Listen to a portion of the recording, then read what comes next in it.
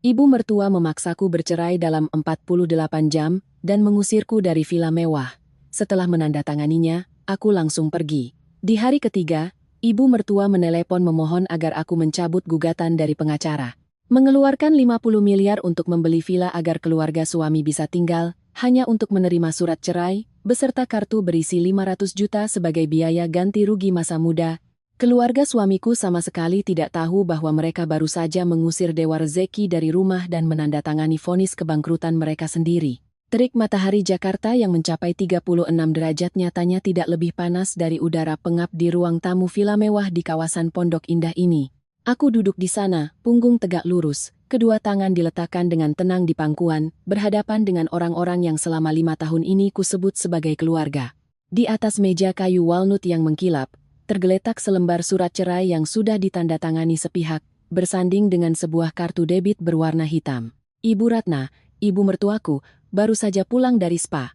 Bau parfumnya yang menyengat tidak bisa menyembunyikan nada ketus dalam suaranya. Ia melempar kartu debit itu ke atas meja, suara benturannya terdengar nyaring di tengah ruangan yang hening. Di dalam kartu ini ada 500 juta. Uang ini cukup buatmu menyewa apartemen kelas menengah untuk hidup beberapa tahun. Tanda tangani suratnya dan segera angkat kaki dari sini. 2 hari lagi Nadia akan pindah ke rumah ini. Aku tidak mau rumah ini masih keciuman bau miskinmu. Aku menatap kartu itu, lalu mendongak melihat wanita dengan riasan tebal di hadapanku. Selama 5 tahun aku menganggapnya seperti ibu kandungku sendiri. Mengurus makan dan tidurnya, membelikan vitamin sendi paling mahal, hingga membiayai liburan mewahnya ke resor bintang 5. Namun kini, ia menatapku layaknya barang kedaluarsa yang harus segera dibuang. Bima, suamiku atau lebih tepatnya, calon mantan suamiku duduk menyilangkan kaki di sofa seberang. Ia mengenakan setelan jas rapi, asyik menggulir layar ponsel tanpa sudi menatapku sedikitpun. Penampilannya yang berwibawa sebagai CEO startup teknologi yang sukses, ironisnya, ditenun dari uang yang diam-diam kucurahkan untuknya. Ambil saja uangnya, Bima membuka suara, nadanya datar dan dingin seolah sedang berbicara dengan bawahan. Jangan sampai ke pengadilan dengan tangan kosong, nanti orang-orang malah menertawaiku dan mengira aku pria pelit yang tidak tahu terima kasih pada mantan istri. Anggap saja uang itu sebagai biaya ganti rugi masa mudamu. Aku tersenyum tipis, senyum yang sinis. Ganti rugi masa muda? 5 tahun masa mudaku, beserta seluruh dedikasi, perasaan, dan kekayaan fantastis yang diam-diam kucurahkan untuk keluarga ini, hanya dihargai 500 juta? Siska, adik perempuan Bima, turun dari lantai atas. Hidungnya baru saja dioperasi plastik, batang hidungnya masih merah dan bengkak, tapi kesombongannya sudah menyundul langit. Siska berjalan melewatiku, merebut kasar kunci kamar tidur yang kutaruh di atas meja. Mbak Ipar, oh lupa. Mbak Fanya maksudnya, kunci ini aku yang pegang. Mbak ingat ya, cuma boleh bawa barang-barang pribadi. Jangan harap bisa membawa apapun dari rumah ini. TV, kulkas, sofa ini semuanya dibeli pakai uang Mas Bima. Aku menatap Siska. Teringat bulan lalu ia masih bermanis mulut meminjam 50 juta padaku untuk operasi hidung. Saat itu ia memujiku sebagai kakak ipar paling baik sedunia. Kini, wajah itu memancarkan kelicikan yang kejam. Aku menarik napas dalam-dalam, menekan rasa sakit yang mengiris hati. Aku tidak menangis. Air mata putri dari Presiden Direktur Grup Prameswari tidak boleh menetes untuk orang-orang yang tidak pantas. Selama 5 tahun ini, aku memainkan peran sebagai istri penurut, berasal dari keluarga biasa, anak petani yang harus menjual tanah di kampung untuk modal nikah. Aku melakukan itu karena ingin mencari cinta tulus yang tak gila harta. Aku ingin Bima mencintaiku apa adanya, bukan karena kekayaan raksasa di belakangku, tapi aku salah besar. Aku mengambil pena. Goresan tanda tanganku sangat tegas dan kuat, tanpa keraguan sedikit pun. Baik, aku tanda tangan, kataku dengan nada luar biasa tenang. Tapi ingat baik-baik hari ini, kalian sendiri yang mengusirku, jangan pernah menyesal. Ibu Ratna tertawa mengejek sambil mengipas-ngipas dirinya. Menyesal? Kau pikir kau ini siapa? Kau cuma parasit tak berguna. Anakku sekarang direktur, sebentar lagi tanda tangan kontrak dengan Grup Wijaya, apalagi dia akan menikahi putri Presiden Direktur Grup Wijaya, si Nadia. Jadi kesetnya saja kau tidak pantas, cepat pergi dari hadapanku.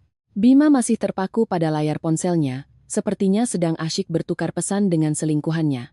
Ia hanya mengibaskan tangan, memberi isyarat agar aku lekas pergi. Di matanya, aku hanyalah batu sandungan yang harus segera disingkirkan demi menyambut masa depan yang lebih gemilang bersama kekasih kayanya. Aku berdiri, mengambil satu salinan surat cerai, meninggalkan salinan lainnya di meja.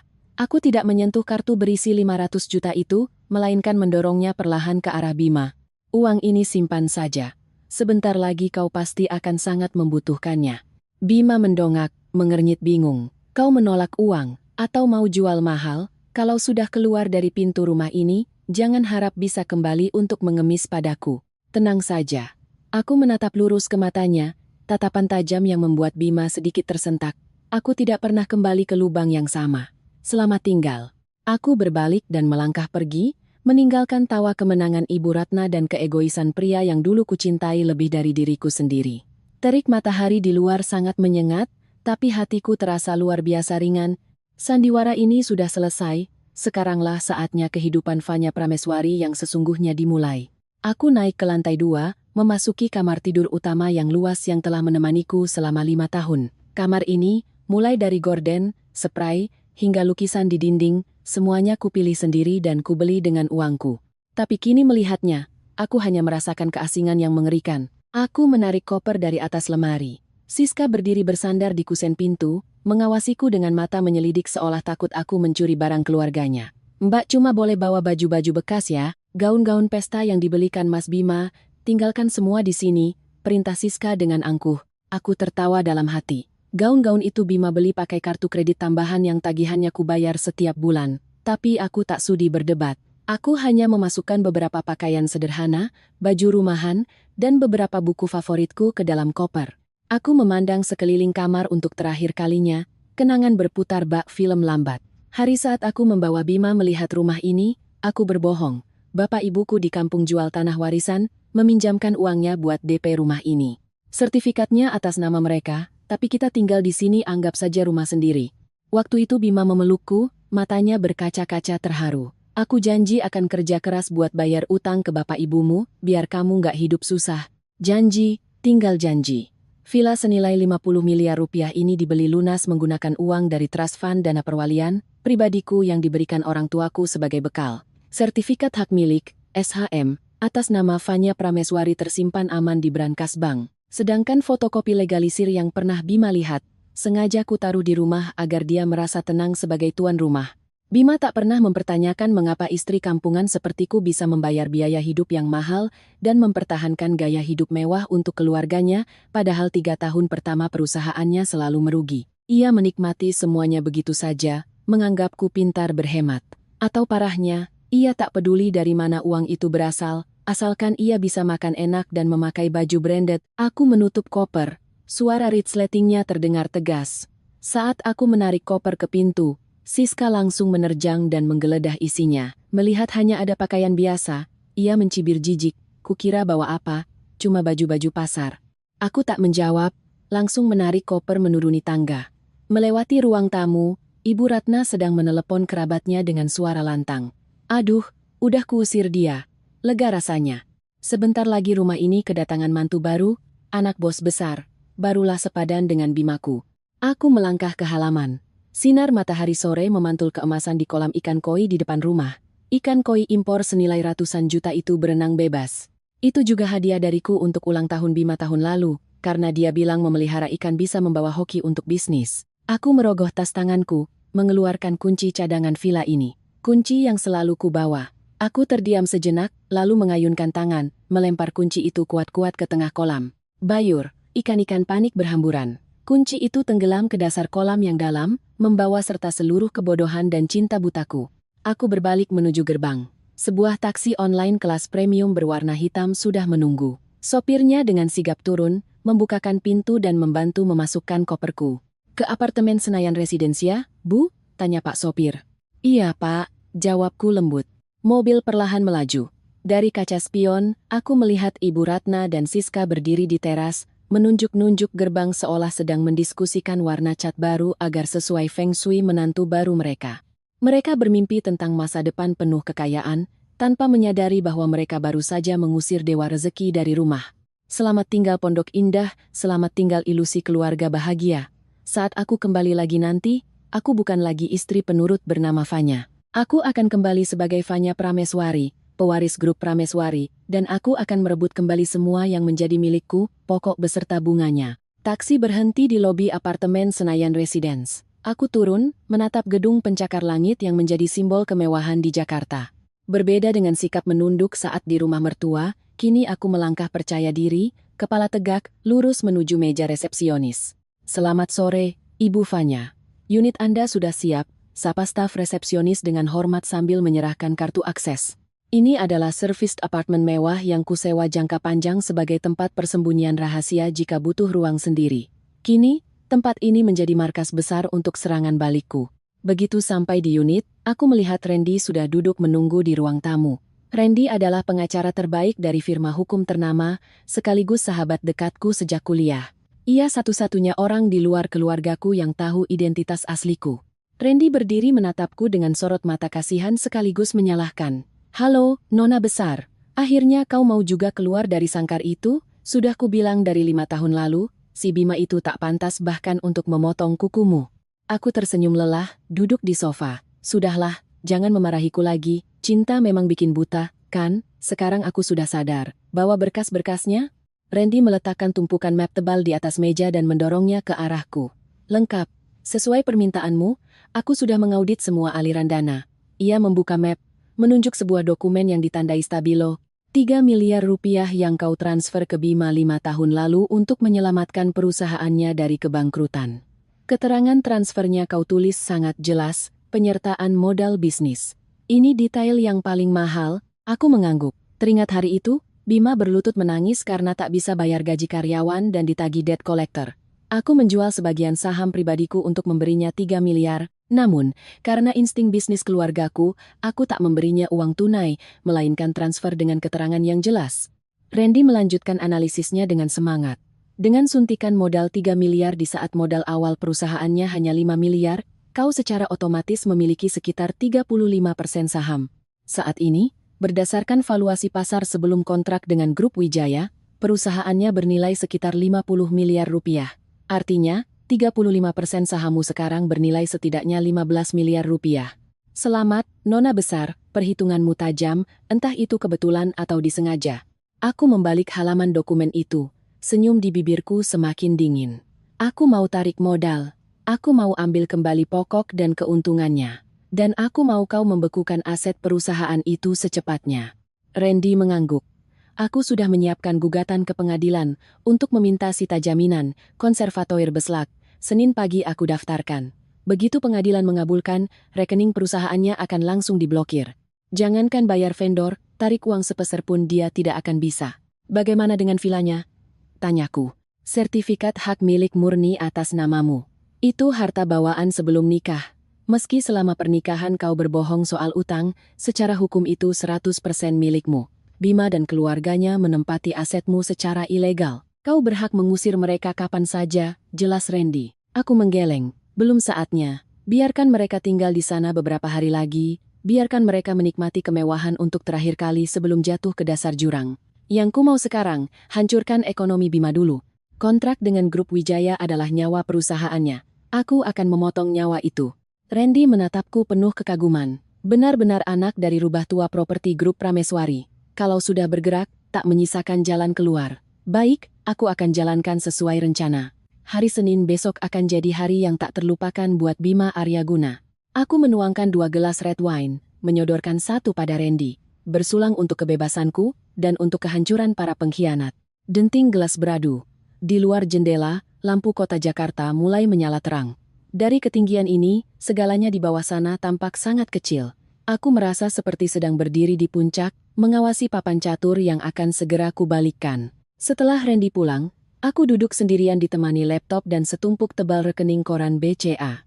Ini adalah bukti kebodohanku selama 5 tahun, tapi sekaligus senjata paling tajam yang kumiliki saat ini. Aku membuka Excel, mulai memasukkan data pengeluaran. Semakin banyak yang kumasukkan, angka totalnya melonjak gila-gilaan, membuat diriku sendiri terkejut. 15 Mei 2021, transfer ke Ibu Ratna 50 juta. Keterangan, uang saku ibu liburan ke Bali. 20 Mei 2021, bayar kartu kredit tas Gucci Siska 45 juta. 10 Juni 2021, transfer ke Bima. Keterangan, dana entertain klien, 100 juta. Aliran uang mengalir deras bagai air keran. Aku teringat saat Ibu Ratna mengeluh sakit punggung dan lutut, minta terapi di spa mewah. Sekali treatment puluhan juta, aku diam-diam yang gesek kartu. Pulang dari sana, wajahnya berseri-seri, pamer ke tetangga kalau anak lelakinya sangat berbakti, tanpa menyebut namaku sedikit pun. Lalu si adik ipar tersayang, Siska, yang mau buka butik tapi tak punya modal. Ia merayuku, "Mbak Fanya, pinjami aku modal ya. Nanti kalau udah untung pasti Siska balikin, masa sama saudara sendiri perhitungan." Aku mentransfernya 500 juta untuk stok baju, lalu tambah 200 juta untuk sewa ruko. Hasilnya, 3 bulan buka butik langsung sepi, dan uang modalnya malah ia pakai untuk hura-hura di klub malam dan belanja barang branded. Uang itu lenyap tak bersisa. Tapi beruntung, kehati-hatianku menyelamatkanku. Semua transferan besar selalu kutulis keterangannya. Untuk pinjaman seperti modal butik Siska atau uang perbaikan rumah pusaka Ibu Ratna di kampung, aku punya bukti chat WhatsApp. Aku membuka WhatsApp, mencari percakapan dengan Siska 2 tahun lalu. "Fanya, sis, Mbak udah transfer 500 juta ya buat pinjaman modal butik." "Siska, siap Mbak, udah masuk. Makasih kakak iparku sayang. Aku janji bakal rajin jualan biar utangnya cepet lunas." Aku men-screenshot chat itu sebagai bukti. Kata pinjaman dan utang sudah cukup untuk menjadikannya perkara utang piutang perdata di pengadilan. Bukan hadiah, bukan pemberian, tapi utang. Setelah 3 jam merekap, inilah hasilnya. Uang untuk Ibu Ratna liburan, spa, vitamin, renovasi rumah kampung, 3,2 miliar rupiah. Uang untuk Siska modal butik, oplas, belanja, 1,8 miliar rupiah. Uang modal perusahaan Bima, 3 miliar sudah diurus terpisah oleh Randy. Total uang yang kucurahkan untuk mereka, 8 miliar rupiah tunai. Belum termasuk biaya makan dan operasional rumah sehari-hari yang kutanggung penuh, 5 miliar rupiah dari ibu dan adik ipar itu akan kumasukkan ke dalam tagihan utang. Aku mencetak semua mutasi rekening, menandai baris-baris penting dengan stabilo. Angka-angka ini akan menjadi tamparan keras di wajah orang-orang yang baru saja menghinaku sebagai parasit miskin. Aku menyesap kopi, membatin, "Ibu Ratna, Siska, sebanyak apa kalian makan uangku? Bersiaplah memuntahkannya kembali. Aku bukan lembaga amal untuk orang-orang tak tahu diri." Sementara aku sibuk dengan angka-angka di Senayan, di Villa Pondok Indah sedang terjadi drama komedi tragis yang ku ketahui dari telepon manajer estate perumahan. Ponselku berdering, nama Pak Heru si manajer estate muncul di layar. "Halo, iya Pak Heru, Ibu Fanya, mohon maaf mengganggu. Ibu sedang di rumah? Ini ada rombongan tukang lagi bobok tembok berisik sekali. Warga sekitar protes. Saya cek, unit Ibu kan belum ada izin renovasi." Aku mengernyit. "Bobok tembok? Saya tidak di rumah. Siapa yang membobok tembok?" "Itu, Ibu Ratna, mertua Ibu. Beliau lagi mandorin tukang jebol tembok ruang tamu ke dapur. Katanya mau bikin akuarium raksasa." Waktu Satpam menegur, beliau malah marah-marah. Aku tertawa terbahak-bahak. Ibu Ratna benar-benar gerak cepat. Belum 24 jam mengusirku, sudah mau renovasi rumah menyambut menantu baru. Bikin akuarium raksasa pasti demi memanjakan hobi si Nadia. "Pak Heru, Bapak jalankan saja sesuai SOP. Buat teguran tertulis, suruh hentikan pekerjaan detik ini juga. Rumah itu atas nama saya tidak pernah memberi izin renovasi pada siapapun. Kalau mereka melawan, panggil saja polsek ke situ atas tuduhan perusakan properti." "Baik, Bu Fanya. Segera saya tindak." Dari cerita Pak Heru setelahnya, dan rekaman CCTV rumah yang aksesnya masih kupegang, aku melihat keseluruhan kejadiannya. Siska ternyata menyewa tim videografer profesional untuk bikin konten TikTok. Ia dandan habis-habisan, pakai rok mini, berlenggak-lenggok di ruang tamu dengan gaya sok kaya. "Halo guys, hari ini Siska mau room tour villa miliaran view kolam renang milik keluarga Siska nih. Ini ruang tamu tempat keluarga aku sering ngadain wine tasting." Tepat saat Siska asyik berakting, Satpam dan Pak Heru masuk menyerbu. Suara bor dan martil langsung berhenti. "Harap hentikan pekerjaan ilegal ini sekarang juga," seru Pak Heru tegas. Ibu Ratna yang sedang tunjuk sana tunjuk sini, langsung maju dengan wajah merah padam. "Kalian ini siapa berani masuk rumahku? Rumah ini milik anakku, terserah aku mau dihancurin kek, mau dibangun kek, apa urusan kalian?" "Mohon maaf, Ibu. Pemilik rumah ini secara legal belum mengajukan izin renovasi, merobohkan tembok sembarangan melanggar aturan perumahan." "Izin apaan? Anakku Bima Aryaguna yang punya rumah ini. Tunggu dia pulang, kusuruh dia pecat kalian semua." Ibu Ratna melengking. Pak Heru tetap tenang namun tegas. "Kami sudah mengecek sistem database, pemilik sah villa ini adalah Ibu Fanya Prameswari, tidak ada nama Bima Aryaguna sebagai pemilik. Silakan Ibu cek lagi. Kalimat Pak Heru bagai ember air es yang disiram ke wajah Ibu Ratna. Siska yang sedang live streaming TikTok ikut membeku, buru-buru mematikan kamera tapi terlambat. Ribuan penonton live-nya sudah mendengar kalimat, pemilik sah adalah Ibu Fanya Prameswari.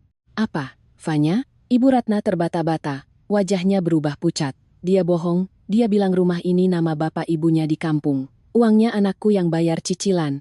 Kami hanya bekerja berdasarkan dokumen legal negara. Tolong perintahkan tukang berhenti dan kembalikan ke kondisi semula, atau kami terpaksa lapor polisi. Melihat gelagat tidak enak, para kuli bangunan buru-buru mengemasi alat dan kabur, tak berani memukul palu satu kali pun lagi. Ibu Ratna berdiri terpaku di tengah reruntuhan puing, mulutnya bergumam tak percaya. Delusi tentang kekuasaan dan kekayaan yang ia banggakan baru saja dihancurkan oleh selembar kertas legalitas. Dan ini hanyalah awal mula dari rentetan mimpi buruk keluarga mereka. Sore itu, suasana di Villa Pondok Indah terasa mencekam layaknya akan ada badai besar. Setelah ditegur manajer perumahan dan ditinggal kabur tukang, Ibu Ratna duduk mengemper di teras marmer, wajahnya pucat tapi mulutnya masih meratap menyalahkan keadaan. Ia tidak percaya, dan tidak mau percaya, bahwa rumah yang selalu ia banggakan di depan keluarga besarnya sebagai milik putranya, ternyata adalah milik menantu yang baru saja diusirnya. Tanpa perlu hadir di sana, lewat kamera CCTV yang tersambung ke ponselku, aku bisa menonton komedi tragis ini secara langsung. Sekitar pukul 5 sore, mobil Mercedes GLC 300 milik Bima masuk dengan kasar ke halaman. Suara decit rem terdengar nyaring. Bima turun dari mobil, jasnya berantakan, dasinya kendur, keringat bercucuran meski AC mobil menyala maksimal. Sepertinya Ibu Ratna sudah meneleponnya sambil menangis histeris. Bima tak menyapa siapapun, langsung berlari ke ruang tamu, di mana ibunya sedang duduk memegangi dada. Ibu, sebenarnya ada apa ini? Kenapa Satpam melarang tukang masuk? Bentak Bima kesal. Ibu Ratna melihat anaknya bagai orang tenggelam melihat pelampung. Ia bangkit dan mencengkeram lengan baju Bima, suaranya parau panik. Bima, mereka kurang ajar sekali. Si Heru manajer itu berani-beraninya bilang rumah ini bukan milikmu, katanya di sistem nama Fanya yang tercatat, cepat kau ambil sertifikat aslinya. Tampar wajah mereka, lalu pecat semua satpam brengsek itu. Langkah Bima terhenti. Matanya memancarkan keraguan. Selama 5 tahun ini, Bima belum pernah memegang sertifikat hak milik, SHM, yang asli. Saat pindah ke sini, aku hanya menunjukkan fotokopi yang dilegalisir, beralasan sertifikat asli ditahan bank karena KPR. Bima percaya 100% karena di kepalanya, tak mungkin gadis kampung sepertiku punya 50 miliar untuk beli tunai villa ini. Ibu tenang dulu. Bima menepis tangan ibunya dan berlari ke lantai 2. Aku menggeser tampilan kamera ke ruang kerja. Bima menerjang brankas digital yang tertanam di dinding. Brankas itu kubeli dengan password tanggal pernikahan kami. Ia dengan tangan bergetar menekan pin. Tit, tit, tit, klik. Pintu brankas terbuka. Kosong melompong, hanya tersisa beberapa dokumen perusahaannya dan perhiasan emas Ibu Ratna. Tak ada buku bersampul hijau di sana. Bima mengobrak-abrik laci, keringat dingin membasahi dahinya. Di dasar brankas, ia menemukan map usang berisi fotokopi legalisir SHM yang pernah kutunjukkan dulu. Ia menarik kertas itu, matanya terpaku pada kolom nama pemegang hak. Tulisan huruf kapital tebal terpampang nyata, Fanya Prameswari. Tidak ada nama Bima Aryaguna, tidak ada klausul harta gono gini. Tangan Bima lemas, kertas itu jatuh berserakan ke lantai. Ia mundur perlahan dan jatuh terduduk di kursi kerja. Wajahnya kosong tak berjiwa. Ia buru-buru merogoh ponsel, menelepon pengacara perusahaannya. Halo, Pak Anton, saya mau tanya darurat. Kalau harta bawaan sebelum nikah, nama istri sendiri, tapi suami ikut menyumbang bayar cicilan bulanan, apa bisa dihitung harta gono gini? Suara Pak Anton dari seberang terdengar jelas di mikrofon CCTV. Susah, bos. Kalau SHM terbit sebelum tanggal buku nikah, itu 100% harta bawaan istri. Kalau mau nuntut, bos harus bisa buktikan aliran dana bahwa uang bos dipakai untuk bayar pokok harga rumah, dan harus ada perjanjian pranikah, prenup, soal percampuran harta. Kalau cuma ngasih uang belanja atau bayar bunga kecil-kecilan sih nggak bakal dihitung. Hukumnya sudah jelas. Bima menutup telepon. Tangannya bergetar hebat sampai ponselnya nyaris jatuh. Ia baru sadar. Gajinya selama ini kebanyakan habis untuk beli barang branded untuk dirinya sendiri, ganti mobil mewah, dan sesekali mentransferku beberapa juta sebagai uang belanja. Uang segitu ibarat sebutir debu dibanding harga villa 50 miliar ini. Lagi pula, aku tak pernah menyuruhnya tanda tangan berkas KPR apapun. Bima menyadari satu hal. Ia telah kutipu. Penipuan spektakuler selama 5 tahun. Atau lebih tepatnya, ia menipu dirinya sendiri karena terlalu meremehkan istrinya. Di lantai bawah, Siska masih berkoar-koar menenangkan ibunya. Ibu tenang aja, paling Sivanya malsuin dokumen. Mas Bima kan hebat, masa ia bukan uang dia yang beli. Bima turun dari tangga, langkahnya gontai. Ia menatap ibu dan adiknya. Tak ada lagi sisa keangkuhan pria sukses yang tadi pagi melempar cek 500 juta padaku. Yang ada hanya ketakutan luar biasa. Diamlah, jangan bicara lagi, bentak Bima, membuat Siska kicep. Rumah ini, memang atas nama dia. Apa? Ibu Ratna menjerit memegangi dada, matanya melotot. Kau bilang apa? Jadi selama ini kita cuma numpang di rumah si babu itu? Kalau dia mengusir kita mau tinggal di mana? Bima memijat pelipisnya dengan letih. Ibu jangan panik, dia nggak akan sekejam itu. Bagaimanapun kita sudah nikah 5 tahun. Nanti aku akan bujuk dia pelan-pelan. Dia pasti cuma emosi sesaat. Aku mematikan layar ponsel, tersenyum sinis. Emosi sesaat? Kau terlalu naif, Bima. Ini bukan emosi, ini adalah hukuman. Dan hukuman ini baru saja dimulai. Sisa akhir pekan berlalu dengan keheningan dari keluarga Bima. Mereka tak berani meneleponku, mungkin sedang merancang taktik untuk berdamai. Tapi aku tidak peduli. Aku menghabiskan hari Minggu untuk me time, perawatan di spa eksklusif, mempersiapkan mental untuk pukulan telak di hari Senin. Senin pagi, langit Jakarta mendung tebal, pertanda hujan deras akan turun. Di kantor startup milik Bima di kawasan Mega Kuningan, suasana kerja sedang sangat tegang. Hari ini adalah tenggat waktu Bima harus mentransfer 4 miliar rupiah ke mitra supplier di Taiwan untuk mengimpor microchip. Microchip ini sangat vital untuk perakitan alat smart home proyek kerjasama dengan Grup Wijaya. Kalau chip tidak ada, produksi macet, dan kontrak dengan Grup Wijaya akan batal. Tepat pukul 9 pagi, Bima masuk ke ruangannya dengan gaya percaya diri seperti biasa. Meskipun urusan rumah tangganya kacau, ia masih yakin bisnisnya tak tersentuh. Ia memanggil manajer keuangan, Bu Rini, tolong proses transfer 4 miliar ke supplier Taiwan sekarang. Kurs lagi bagus, segera transfer supaya mereka bisa kirim barang ikut pesawat sore. Bu Rini, wanita parubaya yang loyal itu mengangguk mantap. Baik, Pak Bima, saldo kas kita masih ada 6 miliar, sangat cukup. 5 menit kemudian, ketukan panik terdengar di pintu. Bu Rini berlari masuk, wajahnya pucat pasi, tangannya gemetar menaruh tablet di atas meja Bima. Pak, gawat, transfernya gagal. Bima mengernyit. Gagal kenapa? Internet putus atau sistem bank lagi down? Bukan error bank, Pak. Rekening kita dibekukan. Saya baru saja telepon kantor pusat bank. Mereka bilang ada perintah blokir sita jaminan dari Pengadilan Negeri Jakarta Selatan. Apa? Bima melompat dari kursinya hingga kursi direktur itu menabrak lemari kaca di belakangnya. Blokir? Siapa yang memblokir? Pihak bank bilang ada sengketa pemegang saham pendiri atas gugatan penundaan kewajiban pembayaran dari Ibu Fanya Prameswari. Nama Fanya Prameswari menggema di ruangan AC yang dingin itu ibarat vonis hukuman mati. Bima membeku. Ia menekan kedua tangannya ke meja. Buku-buku jarinya memutih. Tak disangkanya seranganku begitu cepat dan mematikan. Pembekuan aset berarti semua arus kas mati total. Gaji karyawan, tagihan listrik, pembayaran vendor, semuanya lumpuh. Untuk startup yang sedang burn rate bakar uang, seperti perusahaannya, arus kas adalah urat nadi. Darah berhenti mengalir, perusahaan akan mati. Telepon di meja Bima berdering nyaring. Dari Mr. Lee, bos supplier Taiwan. Bima mengangkatnya dengan tangan gemetar. Terdengar logat Mandarin yang khas dari seberang. Halo, Mr. Bima. Uangnya belum masuk. Chip ini diperebutkan banyak perusahaan. Kalau dalam 1 jam DP tidak masuk, barang akan saya jual ke pihak lain. Mr. Lee, mohon tenang. Kami sedang ada sistem error sedikit dengan pihak bank. Tolong beri saya waktu ekstra, nanti sore pasti masuk.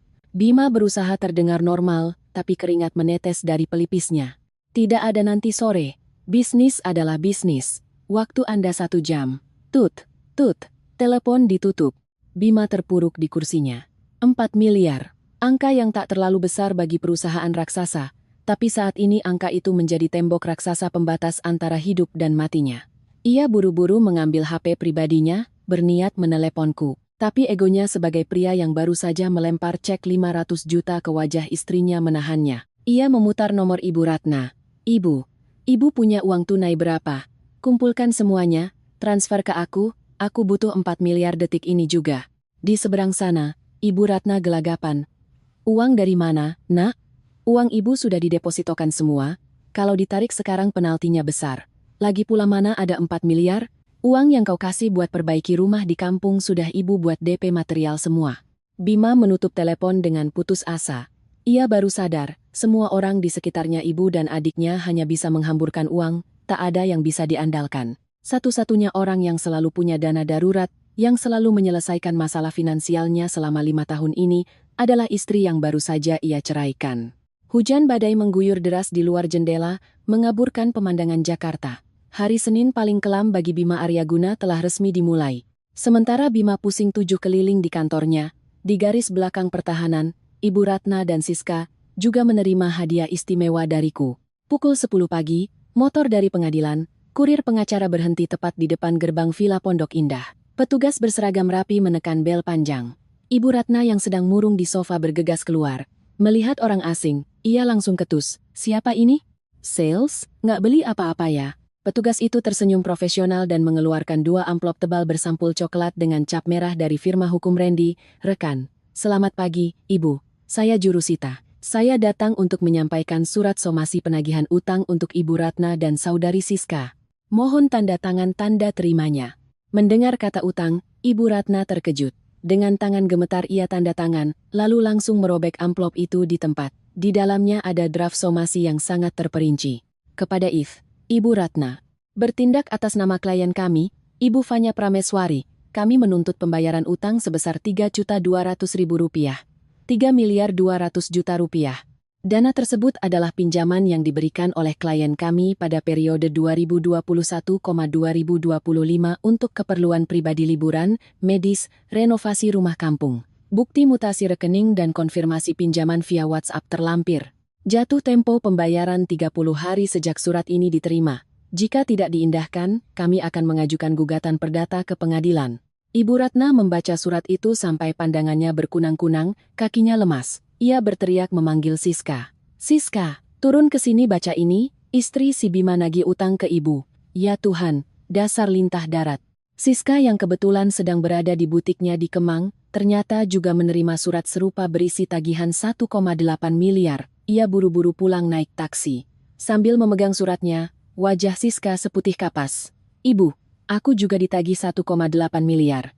Dia hitung semua dari modal oplas hidung sampai modal butik. Dia bahkan cetak chat WhatsApp waktu aku bilang, Mbak, aku pinjam uang ya. Semuanya di print. Bu, ibu dan anak itu saling tatap dengan wajah sepucat daun pisang. Selama ini mereka menganggap uang dari Fanya adalah uang bodoh, upeti dari menantu agar bisa hidup tenang di keluarga ini. Tak pernah terlintas kata mengembalikan, apalagi menyangka aku menyimpan bukti seakurat itu. Dia menipu kita. Ibu Ratna memukul meja marah. Sama keluarga sendiri kasih uang itu wajar. Mana ada acara dituntut suruh bayar. Aku nggak mau bayar. Biar kulihat dia bisa apa. Siska yang lebih melek hukum menelan ludah. Ibu, nggak gampang bu, kata pinjam di WhatsApp itu bukti kuat di mata hukum. Pengacaranya sudah ngirim somasi, berarti mereka sudah siap menang. Kalau kita kalah di pengadilan dan gak bayar, bisa-bisa kena sita eksekusi. Sita apa? Ibu gak punya apa-apa di sini. Tanah warisan dan rumah dikampungkan atas nama ibu. Kalau dia menang gugatan, dia bisa minta pengadilan menyita tanah itu untuk dilelang bayar utang. Mendengar tanah di kampung akan disita, Ibu Ratna bagai tersambar petir di siang bolong. Itu adalah harta masa tuanya, kebanggaannya di kampung halaman. Rasa takut benar-benar merayap naik. Wajah menantu yang dulu lugu dan penurut, kini berubah jadi iblis yang penuh siasat dan kejam di matanya. Telepon Bima. Cepat suruh Bima pulang urus istrinya, jerit Ibu Ratna histeris. Ia tak tahu, Bima saat ini sedang menderita jutaan kali lipat lebih parah. Surat somasi ini bukan sekadar nagih uang, ini perang urat saraf untuk menghancurkan sisa harga diri keluarga itu. Pukul 11 siang, ponselku berdering. Nama suami muncul di layar iPhoneku. Aku tersenyum sinis, dengan santai menyesap teh chamomile, membiarkannya berdering agak lama sebelum kuangkat. Aku menyalakan loudspeaker agar Randy ikut mendengar. Halo. Suaraku dingin tanpa emosi. Di seberang sana, terdengar suara Bima yang nyaris gila. Fanya Prameswari, kau gila ya? Main-main kau. Kenapa rekening perusahaanku diblokir? Kau tahu chip pesananku lagi tertahan gak bisa kubayar? Kau mau membunuhku. Aku menjauhkan ponsel dari telinga agar tak sakit mendengarnya, lalu menjawab santai. Kau salah paham. Aku tidak membunuhmu. Aku hanya mengeksekusi hakku sebagai pemegang saham, 3 miliar yang kuberikan 5 tahun lalu, keterangan transfernya jelas, penyertaan modal. Kau lupa. Modal apaan? Itu uang istri bantu suami merintis bisnis. Uangmu ya uangku, Bima ngeyel. Hukum tidak bilang begitu, Bima, potongku dengan nada tegas. Uang itu harta pribadiku, bukti bank sangat jelas. Dengan uang 3 miliar di tahun 2021, aku menguasai 35% saham perusahaanmu. Sekarang aku tidak mau lagi jadi investor. Aku mau tarik modal, bayar penuh pokok dan bagi hasilnya, maka aku akan tanda tangan cabut blokir hari ini juga. Bima terdiam sejenak. Suara napasnya yang berat terdengar memburu. Kau, mau berapa? Nadanya merendah, dipenuhi amarah dan keputusasaan. Sesuai valuasi startupmu saat ini, 35% saham setara 15 miliar. Ditambah utang ibu dan adikmu 5 miliar. Total 20 miliar rupiah. Transfer ke rekeningku sekarang, masalah selesai. 20 miliar. Kau mau merampok? Jerit Bima. Dari mana aku punya uang cash 20 miliar sekarang? Kau tahu semua emasku ada di proyek grup Wijaya. Itu urusanmu. Aku membalas dingin. Kau punya villa, mobil mewah, jam Rolex. Jual saja buat bayar. Atau, minta tolong pada pacar kayamu si Nadia. Masa anak presidir grup Wijaya tak punya uang 20 miliar buat nyelamatin pacarnya? Ucapanku menusuk titik paling mematikan Bima. Ia belum berani jujur pada Nadia soal masalah finansialnya. Kalau Nadia tahu ia bangkrut, terlilit utang, dan digugat istri, apa wanita itu masih mau bersamanya? Fanya, nada suara Bima tiba-tiba berubah memelas. Biarpun cuma sehari, kita pernah jadi suami istri. Aku tahu aku salah, aku minta maaf, tapi jangan sudutkan aku sampai begini. Tolong buka blokirnya dulu, nanti utangnya ku cicil. Aku sumpah. Aku tertawa, tawa yang penuh ironi. Tali kasih? Waktu kau dan ibumu mengusirku dengan uang 500 juta, apa kalian ingat tali kasih?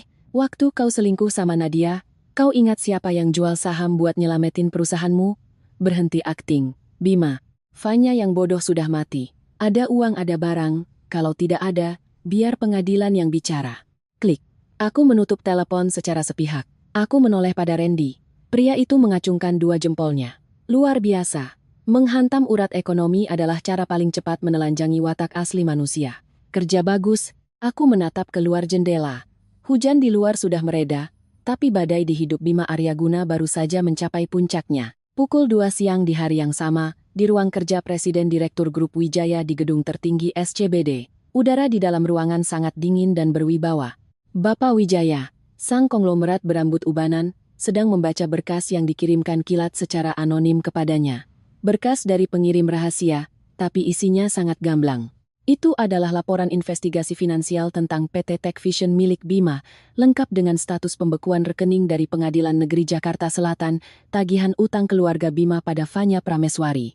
Dan yang paling fatal, fotokopi buku nikah antara Bima Aryaguna dan Fanya Prameswari. Surat cerai belum diproses oleh Pengadilan Agama, artinya secara hukum, Bima berstatus suami orang.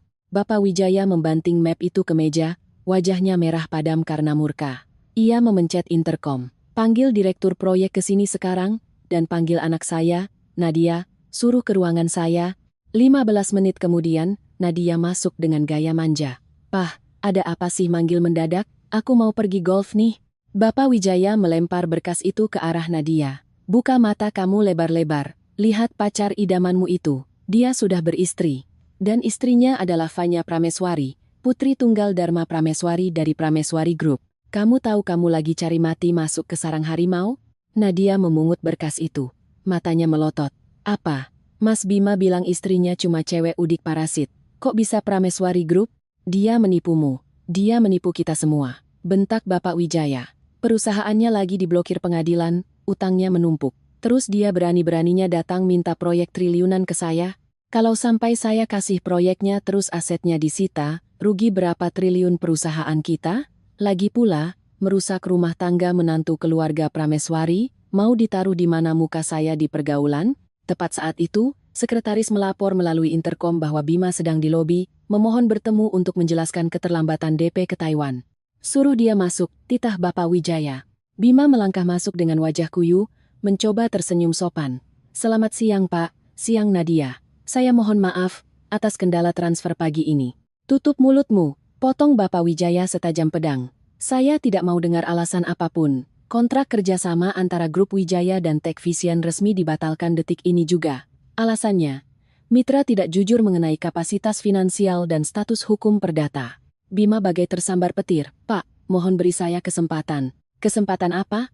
Sesuai klausul kontrak One Prestasi Jaminan Modal, kamu didenda penalti 200%. Uang muka 1 miliar yang saya transfer minggu lalu harus kamu kembalikan jadi 2 miliar dalam 3 hari. Kalau tidak, legal saya yang akan bertindak. Bima menoleh panik menatap Nadia. Nat, tolong bantu Mas bicara sama papamu. Nadia mundur selangkah, menatap Bima dengan jijik dan takut. Setelah tahu silsilah keluargaku yang sesungguhnya, ketakutannya pada dominasi Prameswari Group mengalahkan cinta butanya. Pulang sana, jangan libatkan aku lagi. Kamu sudah punya istri masih berani menipu, aku nggak mau berurusan sama penipu. Dua kata penipu itu bagaikan paku terakhir yang menancap di peti mati karier Bima. Ia terhuyung mundur keluar dari ruangan. Kehilangan mega proyek, didenda 2 miliar, rekening diblokir, utang menumpuk. Pintu masa depannya tertutup rapat, menghantam wajahnya dengan keras dan kejam. Setelah keluar dari gedung SCBD seperti tentara yang kalah perang, Bima tak berani pulang ke rumah. Ia berjalan tanpa arah di trotoar Sudirman, membiarkan gerimis sore membasahi jas mahalnya. Sayangnya, nasib sialnya tidak berhenti sampai di situ. Di kalangan elit dan komunitas startup Jakarta, gosip menyebar lebih cepat dari cahaya. Malam itu, aku sedang makan malam dengan Randy di sebuah restoran fine dining di kawasan Senopati. Randy mendorong tabletnya ke arahku, senyum miring terukir di bibirnya. Di layar terpampang postingan dari akun gosip Instagram nomor 1 dengan jutaan followers. Judul beritanya sangat clickbait. CR Azi Rich halu numpang hidup di rumah istri, yusir istri cuma kasih 500 juta demi pelakor anak konglomerat. Di bawahnya terlampir deretan bukti tak terbantahkan. Foto mutasi Bank BCA selama 5 tahun yang namanya disamarkan tapi nominal dan keterangan transfernya terbaca jelas, miliaran rupiah mengalir ke rekening mertua. Ada pula foto candid Ibu Ratna yang melempar kartu 500 juta ke atas meja di ruang tamu Villa Pondok Indah sore itu.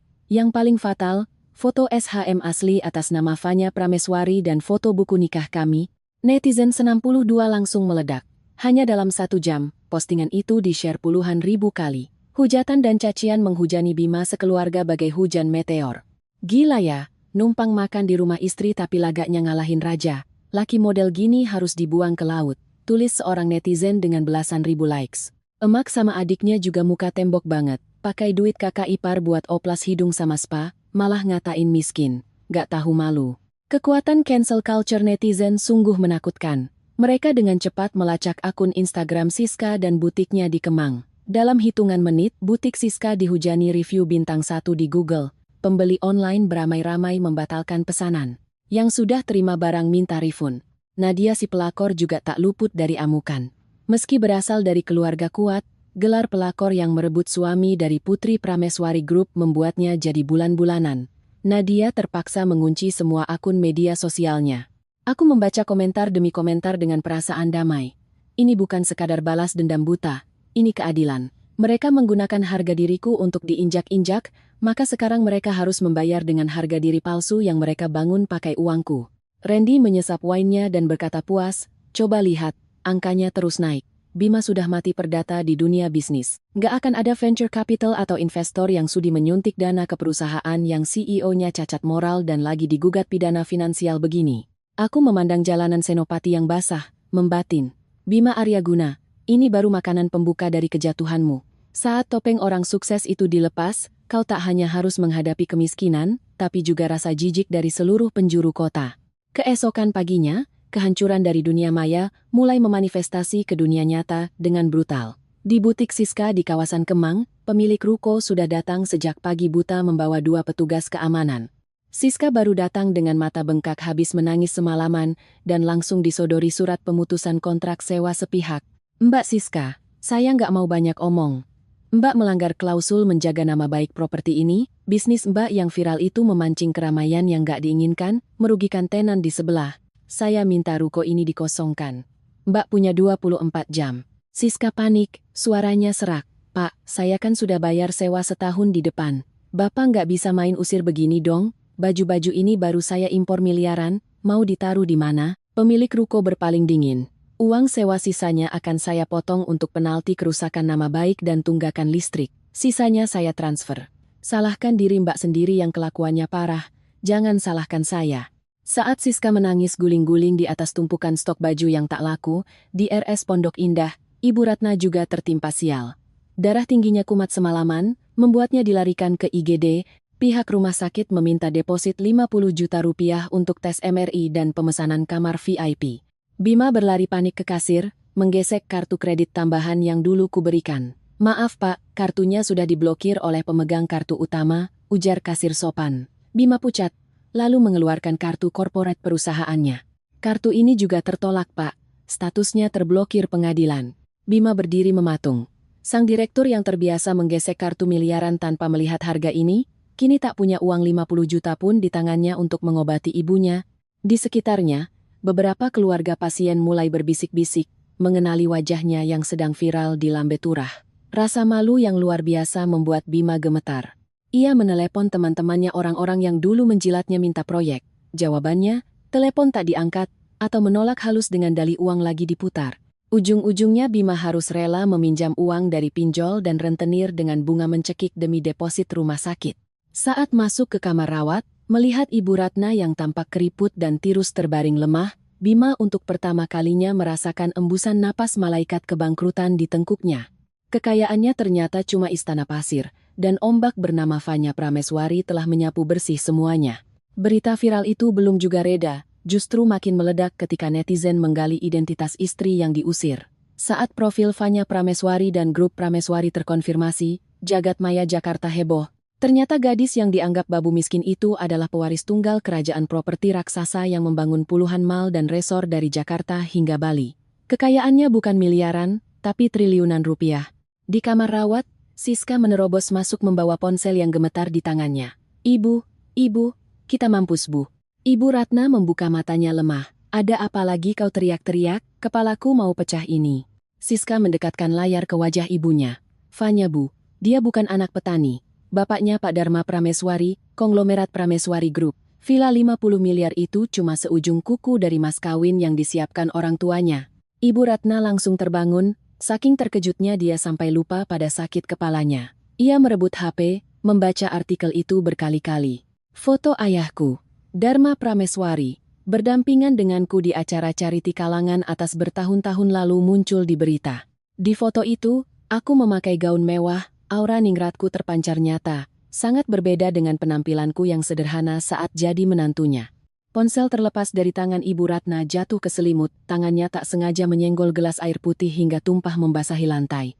Ia baru sadar telah melakukan kesalahan paling fatal dalam sejarah hidupnya. Ia mengusir sebongkah emas murni, seorang dewi penolong yang bisa mengangkat derajat 7 turunan keluarganya, demi memungut barang tiruan seperti Nadia. Kenapa dia bilang bapak ibunya di kampung jual tanah? Gumam Ibu Ratna linglung. Dia ngetes Mas Bima, Bu. Mas Bima malah selingkuh, kita malah ngata-ngatain dia. Sekarang dia balas dendam, ngeblokir perusahaan Mas Bima, nagih utang 5 miliar ke kita. Uang dari mana kita mau bayar, Bu? Siska menangis meraung-raung. Ibu Ratna menatap langit-langit rumah sakit dengan tatapan kosong. Penyesalan yang datang terlambat menggerogoti jiwanya. Ia teringat masakan yang kubuat untuknya, pijatanku saat lututnya linu, dan saat aku bergadang merawatnya ketika ia sakit. Dulu ia anggap itu kewajiban menantu miskin. Sekarang ia sadar, itu adalah ketulusan cinta dari seorang putri konglomerat. Sayang, ia sendiri yang telah menghancurkannya. Meninggalkan keributan di apartemen Senayan, aku memutuskan pulang ke rumah utama keluarga di kawasan Menteng.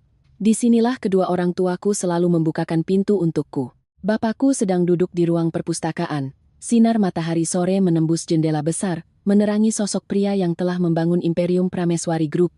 Melihatku masuk, Bapak menurunkan koran bisnisnya, tersenyum hangat dan menunjuk kursi di seberangnya. Putriku sayang, 5 tahun ini kau pasti sangat lelah. Suaranya berat namun penuh kelembutan, tanpa setitik pun teguran karena aku menyembunyikan pernikahanku dan menderita dalam diam. Aku menunduk, mataku sedikit berkaca-kaca. Maafkan Fanya Pak. Fanya terlalu keras kepala membuktikan cinta sejati tak butuh uang. Bapak tersenyum, senyum seorang ayah yang telah makan asam garam kehidupan. Pelajaran 5 tahun ini memang agak mahal, tapi ini membuatmu jauh lebih dewasa ketimbang belajar teori di kantor. Kau jadi tahu cara menilai manusia, cara bersabar, dan yang terpenting, cara membela diri saat ditindas. Apa yang kau lakukan untuk menuntut keadilan? Bapak dukung penuh. Bapak berdiri, berjalan ke rak dan mengambil map biru. Grup kita sedang memulai proyek resort bintang 6 di Bali. Ini proyek impian Bapak tahun ini. Bapak mau kau yang jadi direktur proyeknya, kau butuh lingkungan baru, pekerjaan nyata untuk membuktikan kapasitasmu, dan untuk melupakan kisah tak enak kemarin. Aku menerima map itu, merasakan beratnya tanggung jawab sekaligus kepercayaan luar biasa dari ayahku. Fanya terima, Pak. Fanya tidak akan mengecewakan Bapak lagi. Bagus, Bapak menepuk pundakku. Urusan pengadilan, utang, sita menyita itu biarkan pengacaramu si Randy yang urus. Tugasmu sekarang adalah menatap ke depan. Kau adalah pewaris Prameswari Group, hiduplah dengan pantas membawa nama itu. Aku melangkah keluar dari perpustakaan dengan tekad yang menyala. Masa laluku sebagai istri tertindas sudah tamat. Mulai hari ini, Fanya Prameswari akan kembali ke arena bisnis, lebih kuat dan angkuh daripada masa-masa kelam di Pondok Indah dulu. Seminggu pasca skandal meledak, Bima menemui jalan buntu. Tech Vision mati suri karena rekening beku. Karyawan resign massal karena takut tak digaji. Keluarga Nadia memutus kontak, bahkan mengancam memenjarakannya atas penipuan jika berani mendekati Nadia lagi. Malam itu hujan lebat mengguyur Jakarta. Aku baru selesai rapat panjang dengan arsitek proyek Bali di apartemen Senayan. Saat turun ke lobi basement menunggu sopir membawa mobil, langkahku terhenti. Kulihat bayangan yang kukenal meringkuk di bawah kanopi pintu keluar basement. Bima, tak ada lagi jas rapi, kemejanya kusut masai, rambutnya basah lepek, dan sepatu pantofel mahalnya belepotan lumpur. Melihatku, ia langsung menerjang maju tapi dihalangi dua satpam apartemen. Fanya, kumohon kasih waktu 5 menit aja untuk bicara. Bima berteriak melawan suara hujan. Aku memberi isyarat agar satpam mundur. Aku membuka payung hitamku dengan tenang, melangkah mendekatinya. Jarak kami tak jauh, tapi rasanya seperti berada di dimensi yang berbeda. Tiba-tiba, Bima berlutut di aspal yang tergenang air, membiarkan rintik hujan memukul wajahnya. Fanya, aku tahu aku brengsek. Aku buta karena ambisi dan godaan. Tapi tolong ingat, 5 tahun pernikahan kita, tolong cabut gugatannya. Buka blokirnya supaya perusahaanku bisa hidup. Itu semua darah dagingku. Kalau perusahaan itu mati, aku benar-benar tak bersisa. Aku menatap pria yang sedang bersujud di kakiku. Tak ada rasa puas, yang ada hanya rasa jijik yang sangat dalam. Sampai detik ini pun, yang dia pikirkan hanya perusahaannya dan uangnya, tak ada kata maaf yang tulus atas semua luka hati yang ditorehkannya. Pernikahan kita? Aku mengulang kata-katanya sambil mencibir. Uang 500 juta yang kau lempar padaku hari itu, belum kusentuh sepeser pun. Kau mau aku buka blokirnya? Boleh. Bayar 15 miliar uang sahamku, dan 5 miliar utang keluargamu. Begitu dana masuk 20 miliar ke rekeningku, aku langsung tanda tangan. Bima mendongak, matanya merah. Dari mana aku punya uang cash 20 miliar? Nyah, rumah atas namamu, mobil di BPPKB-in. Uang perusahaan diblokir. Kau mau membunuhku pelan-pelan? Aku memutar payung. Berbalik berjalan menuju Rolls-Royce yang sudah menepi. Jalan buntu itu kau sendiri yang pilih, bukan aku. Kau harusnya bersyukur aku belum menghitung bunga investasinya selama 5 tahun. Jangan pernah mencariku lagi. Percuma. Mobil melaju membelah hujan, meninggalkan Bima yang masih berlutut sendirian di aspal dingin Jakarta. Aku memejamkan mata. Inilah kali terakhir kubiarkan pria ini muncul di hadapanku. Sidang pengadilan minggu depan akan jadi ketukan palu terakhir untuk segala urusan kami. 3 minggu pasca pertemuan di tengah hujan itu, sidang perdata tuntutan ganti rugi digelar di Pengadilan Negeri Jakarta Selatan. Pagi itu langit Jakarta sangat biru, secerah dan sejelas niatku hari ini. Aku masuk ruang sidang mengenakan setelan blazer gelap yang elegan, didampingi Randy dan tim legal Prameswari Group. Di seberang, keluarga Bima terlihat amat berantakan. Ibu Ratna duduk di bangku hadirin dengan wajah pucat dan gelisah, jauh dari kesan sosialitas Fanya dulu. Siska di sebelahnya dengan mata bengkak, menunduk menghindari tatapan orang. Bima duduk di kursi tergugat. Setelan jasnya tampak kebesaran membungkus tubuhnya yang kurus akibat stres. Hakim ketua memulai sidang. Saat pengacara Bima berdiri membela diri, ia mencoba berlindung di balik argumen kekeluargaan. Yang mulia majelis hakim, klien kami dan Ibu Fanya adalah suami istri sah selama 5 tahun. Sumbangsi finansial penggugat adalah bentuk nafkah bersama dan kasih sayang keluarga, tanpa ada hitam di atas putih sebagai perjanjian utang. Oleh karena itu, tuntutan pengembalian ini tidak memiliki dasar hukum yang kuat. Ibu Ratna mengangguk-angguk cepat di belakang. Bima menatapku penuh harap agar aku luluh.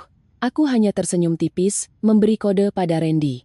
Randy berdiri santai, membuka tas kerja, lalu menyerahkan setumpuk dokumen tebal ke meja majelis hakim. Yang mulia, kami punya bukti solid untuk mematahkan argumen tergugat. Pertama, tentang 3 miliar suntikan modal ke Tech Vision.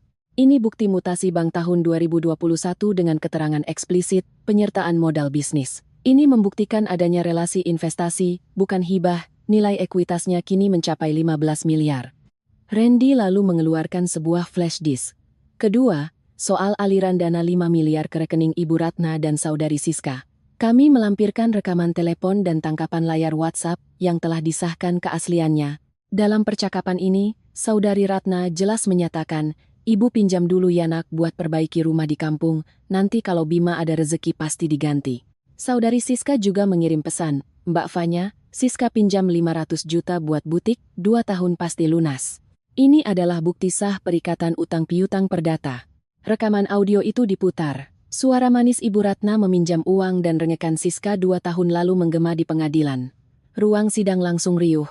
Ibu Ratna menunduk menyembunyikan wajahnya. Siska menangis terisak karena malu tak kepalang. Bima dengan suara seraknya mencoba menawar. "Fanya, kok kamu tega? Itu ibu dan adikku. Apa uang lebih penting dari ikatan keluarga?" Aku menatap lurus ke arahnya, suaraku menggema jelas. "Mas Bima, kamu benar. Uang tidak lebih penting dari keluarga. Tapi saat kau mengusirku dari rumah membawa cek 500 juta sambil memakiku sebagai parasit, kau sendiri yang memutuskan ikatan keluarga itu. Hukum ada untuk menegakkan keadilan, dan aku berdiri di sini untuk mengambil keadilanku." Pengacara Bima tak bisa berkutik dihantam bukti dokumentasi yang sangat teliti itu. Argumen kasih sayang keluarga runtuh seketika. Setelah 2 jam persidangan dan musyawarah hakim, ketukan palu terdengar nyaring, ruang sidang hening. Berdasarkan bukti dan kesaksian, Pengadilan Negeri Jakarta Selatan memutuskan, 1. Villa Pondok Indah, sah milik Fanya Prameswari. Tergugat wajib mengosongkan aset tersebut. 2. Modal 3 miliar diakui sebagai investasi saham. Tergugat Bima Aryaguna wajib mengembalikan modal dan nilai valuasinya sebesar 15 miliar rupiah. 3. Dana yang diterima Ibu Ratna dan Siska berstatus utang perdata. Ibu Ratna wajib melunasi 3,2 miliar, dan saudari Siska wajib melunasi 1,8 miliar. Total kewajiban tergugat kepada penggugat adalah 20 miliar rupiah, selambat-lambatnya 30 hari pasca putusan ini berkekuatan hukum tetap. Tok, tok, tok. Mendengar putusan itu, Ibu Ratna langsung pingsan di bangku penonton. Petugas medis pengadilan panik menolongnya. Siska bengong menatap udara, bergumam, 20 miliar, jual ginjal juga nggak akan cukup. Bima mematung seperti batu. Ia menatapku dengan mata penuh keputusasaan dan ketakutan absolut. 20 miliar adalah pukulan KO. Meski ia jual mobil, barang branded, dan menguras rekening perusahaannya, uang itu tak akan tertutup dalam sebulan. Aku berdiri, menunduk hormat pada majelis hakim, lalu berjalan keluar. Randy berbisik di sampingku, "Selamat, keadilan sudah ditegakkan. Tinggal tunggu eksekusinya. Mereka tak akan sanggup bayar." Itulah saat di mana mereka benar-benar merasakan harga dari pengkhianatan, jawabku tenang. Keluar dari gedung pengadilan, sinar matahari Jakarta bersinar terik menerpa wajahku, kuhirup napas dalam-dalam, dadaku terasa begitu lapang, utang masa lalu sudah impas. Mulai detik ini, aku tak berutang apapun pada mereka, bahkan tak sudi memberi setitik pun rasa kasihan. 30 hari berlalu dengan cepat. Keluarga Bima gagal melunasi vonis 20 miliar itu. Bank-bank menolak keras pengajuan pinjaman mereka. Randy pun mengajukan sita eksekusi. Sore itu, juru sita pengadilan didampingi aparat kepolisian datang ke Villa Pondok Indah. Mobil Mercedes GLC 300 kebanggaan Bima disegel dan ditarik truk derek. Koleksi jam Rolex, tas Hermes milik Siska, serta perabotan jati baru yang dibeli Ibu Ratna, semua diangkut untuk dilelang. Bima hanya bisa menatap nanar barang-barangnya disita. Namun mimpi buruk yang sebenarnya bukan hilangnya barang, tapi kehancuran reputasi finansialnya. Karena gagal bayar dan masuk sita pengadilan, nama Bima Aryaguna resmi terdaftar dengan status Kol 5 di SLIK OJK. Ini adalah daftar hitam terparah. Pagi harinya, semua bank langsung memblokir kartu kreditnya. Dengan rapor Kol 5, selama 5 tahun ke depan Bima tak akan bisa mendapat pinjaman bank, kredit rumah, bahkan membuka kartu kredit baru pun mustahil. Terlebih lagi, atas permohonanku agar dia tak lari dari eksekusi, pihak imigrasi mengeluarkan surat cekal, pencegahan ke luar negeri. Mimpi Bima terbang ke Taiwan untuk bernegosiasi bisnis hancur berkeping-keping, hasil lelang mobil dan barang mewah mereka hanya menutupi sekitar 4 miliar. Sisa utang 16 miliar masih menggantung di leher mereka ibarat tiang gantungan. Perusahaan Tech Vision, kebanggaan Bima, akhirnya dinyatakan pilot bangkrut total karena gagal bayar vendor dan operasional terhenti terlalu lama. Karyawan yang tersisa pulang membawa kutukan pada CEO bodong mereka. Bima duduk di kantor kosong yang dipenuhi kardus berkas, menyadari bahwa tanpa uang dan nama baik, ia bukan siapa-siapa. Bahkan ibu dan adiknya yang dulu memujanya bak dewa, kini terus mengomelinya karena tak becus melindungi keluarga. 6 bulan setelah penyitaan Villa Pondok Indah dan kebangkrutannya, hidup keluarga Bima berbalik 180 derajat. Dari puncak gaya hidup sosialita, mereka terjun bebas ke dasar kerak masyarakat. Mereka menyewa sebuah kamar petak sempit di Gang Kumuh kawasan Tambora, Jakarta Barat, jauh dari kemewahan pusat kota. Kamar kos beratap seng yang panasnya seperti oven di siang hari dan bocor parah kala hujan, menjadi tempat bernaung Ibu Ratna dan Siska. Ibu Ratna yang dulu menghabiskan ratusan juta untuk spa, kini duduk di kursi plastik butut di depan gang, mengupas kulit kacang untuk pabrik kecil di dekat situ. Sehari mengupas kacang, ia hanya diupah puluhan ribu rupiah. Wajahnya menua drastis, keriputnya makin dalam dipenuhi beban. Ia tak pernah berani bercermin, karena bayangan masa lalunya yang mewah selalu membuatnya menangis perih. Siska juga bernasib sama. Tanpa tas Hermes dan jalan-jalan ke luar negeri, ia terpaksa bekerja sebagai pelayan di warung remang-remang tenda pinggir jalan. Setiap malam ia harus mengangkat nampan berat, mencium bau alkohol murah, dan menahan pelecehan verbal dari pria-pria mabuk. Ia ingin resign, tapi butuh uang untuk bayar kos dan beli obat hipertensi ibunya. Bima, sang mantan bos CEO bermobil Mercy, kini menggantungkan hidup pada motor matic sewaan. Ia menjadi sopir ojek online. Setiap pagi, Bima mengenakan jaket hijaunya, memakai helm lusuh, membelah macetnya jalanan Jakarta. Kadangkala, saat rute penumpangnya melewati kawasan Pondok Indah, ia sengaja menarik kaca helmnya ke bawah agar wajahnya tak dikenali siapapun. Melihat mantan vilanya kini direnovasi lebih megah oleh pemilik barunya karena sudah kujual pada orang lain, ia hanya bisa menelan ludah yang terasa sangat pahit. Di malam hari, mereka bertiga duduk di lantai beralas koran, makan sepiring nasi dengan lauk tempe orek dan sayur bayam rebus. Tak ada lagi tawa, atau rencana liburan ke Eropa, hanya keheningan yang menyesakkan dada. Mereka saling menatap, melihat penyesalan tak berujung di mata masing-masing. Mereka sadar, kemiskinan itu menyakitkan, tapi jatuh dari kaya raya menjadi gembel jauh lebih mengerikan. Dan yang paling mengerikan adalah fakta bahwa semua ini adalah karma akibat tak tahu diuntung. Sangat kontras dengan kemelaratan keluarga Bima, hidupku telah membuka lembaran baru yang luar biasa cemerlang. Selama 6 bulan memimpin proyek resor di Bali, aku berhasil membuktikan ketajaman bisnisku, memenangkan hormat dari jajaran direksi, dan membuat bangga orang tuaku. Resor sukses di soft launching, dan aku memutuskan pulang sebentar ke Jakarta untuk liburan. Minggu sore, aku berdiri di geladak yacht pribadi milik keluarga yang berlayar tenang di Teluk Benoa. Sinar matahari terbenam memantulkan warna keemasan di perairan. Di sebelahku berdiri Arya, mitra utama dalam proyek Bali, pria yang selalu mendukungku selama ini. Arya tak peduli pada latar belakang triliunanku. Ia menghargai kecerdasanku, ketegasanku, dan keberanianku melewati badai hidup. Sedang mikirin apa? Tanya Arya lembut, suaranya menghangatkan embusan angin laut. Mikirin masa lalu, senyumku mengembang, menatap cakrawala yang mulai berubah ungu. Villa di Pondok Indah itu sudah kujual. Aku tak mau menyimpan apapun yang berhubungan dengan kenangan itu. Uang hasil penjualannya, sebagian besar kudonasikan untuk yayasan beasiswa mahasiswa berprestasi. Aku ingin uang yang tadinya kotor oleh mereka, bisa jadi berkah buat orang lain. Aku merogoh saku blazerku, mengeluarkan sebuah cincin kawin usang. Itu sisa peninggalan terakhir dari 5 tahun pernikahanku dengan Bima. Aku menatapnya sejenak, lalu tanpa ragu melemparnya jauh ke tengah lautan. Cincin kecil itu menimbulkan percikan air sebentar, lalu tenggelam di telan samudra selamanya. Semuanya sudah benar-benar berakhir, ucapku, merasakan kebebasan yang hakiki memenuhi rongga dadaku. Masa laluku terkubur di dasar laut ini. Mulai sekarang, aku cuma mau menatap masa depan.